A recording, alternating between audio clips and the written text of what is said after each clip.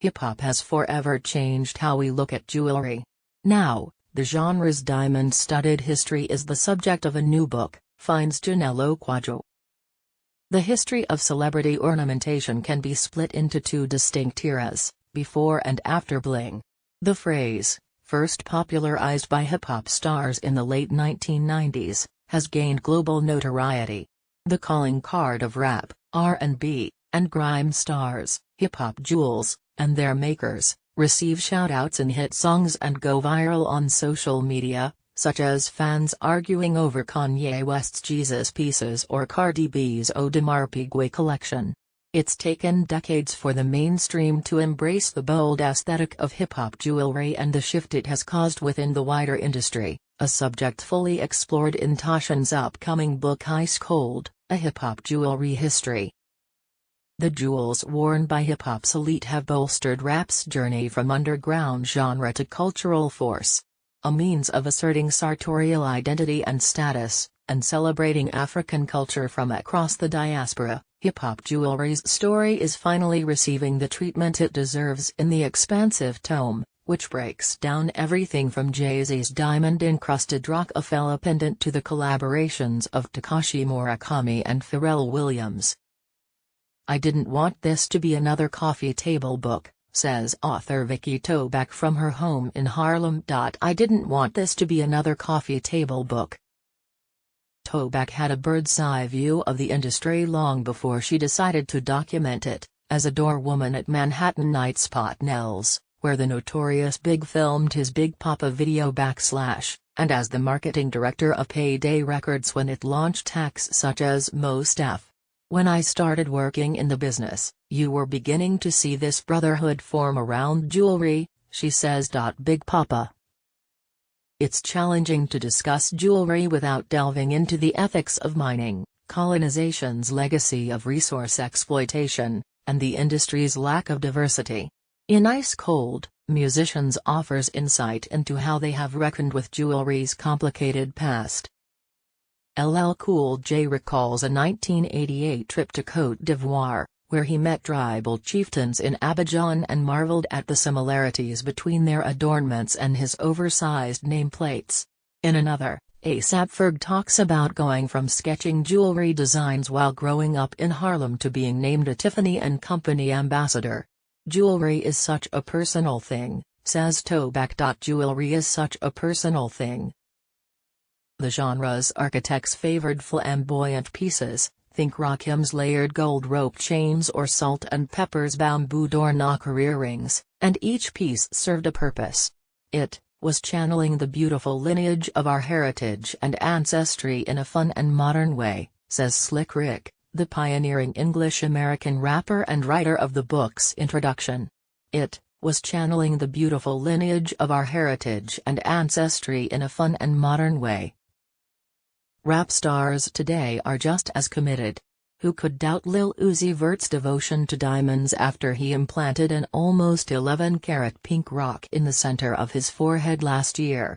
Body modification is a surefire way to make headlines, but there are other ways to approach the topic. U.S. chart topper Kash Doll has an expansive collection and emphasizes the contributions other female stars have made to hip-hop jewelry. When you look at the scene now, the girls have just as many pieces and as much influence. The power of hip-hop's women is undeniable. Whether it's Rihanna mixing Bulgari with London-based Nigerian jeweler Thelma West at the 2021 Met Gala or Beyoncé filling her 2020 Black is King film with the work of multiple creators of color, stars are using their platforms wisely. More than consumers, they've become experts. "I used to sit in the jewelry store for hours asking about what I liked," says Kash. "I used to sit in the jewelry store for hours asking about what I liked." To many jewelers, an artist's endorsement can be very powerful. "A$AP's mention of me in Plain Jane changed my career," says Ben Baller, the founder of Icy Fresh Jewels, who was name-dropped in Ferg's 2017 hit. "A$AP's mention of me in Plain Jane changed my career," he says. For British jeweler Chief Erdi Saifa, aka Chief or / celebrity shoutouts are essential. They are the best advertising, says the Mayfair-based designer, whose work has been embraced by rappers such as Nines, Scraps and their fellow Ice City Boys. Mentioned in same way, a track from Nines's Crop Circle album, Chieffer saw a jump in attention after the collective began wearing his bust-down diamond pendants. Those went viral because no one was doing that kind of custom work, says Chieffer.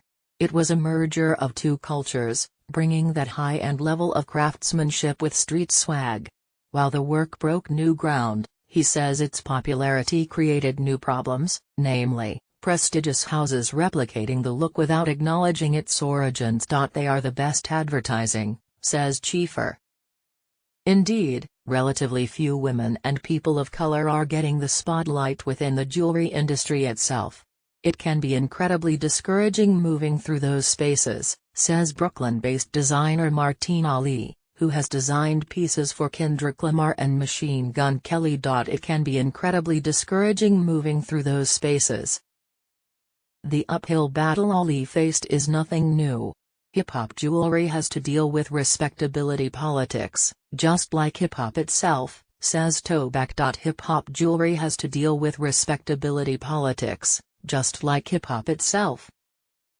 Now hip-hop's jewelers are demanding the respect they've long deserved and hoping for a future where the industry opens its doors to a bigger talent pool. I think the bigger jewelry companies will ease up and finally collaborate with rappers, says Baller, who sees developments such as Frank Ocean's Homer jewelry collection as steps in the right direction. What Frank Ocean is doing will open a lot of eyes to man-made diamonds, says Baller.